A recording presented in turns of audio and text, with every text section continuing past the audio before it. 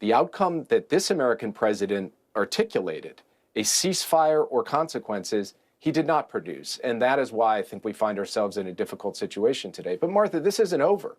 There will be a meeting with Zelensky and European leaders, and then we'll see what happens after that. My hope is that President Trump will see, in hindsight, that President Putin is just trying to take us all for a ride, to keep this war going, keep attacking Ukraine without facing additional pressure. And we've got to cut him off at the pass.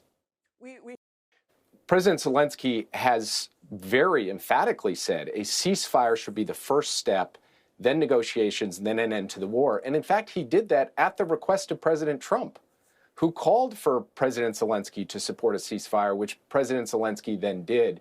So this was all set up in a very straightforward way.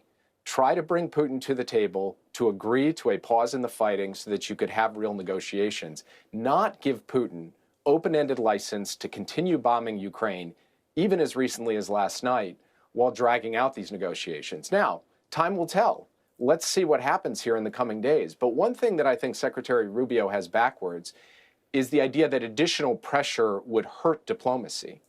From my perspective, part of the reason that Putin came to Alaska is because he's worried about the possibility of pressure.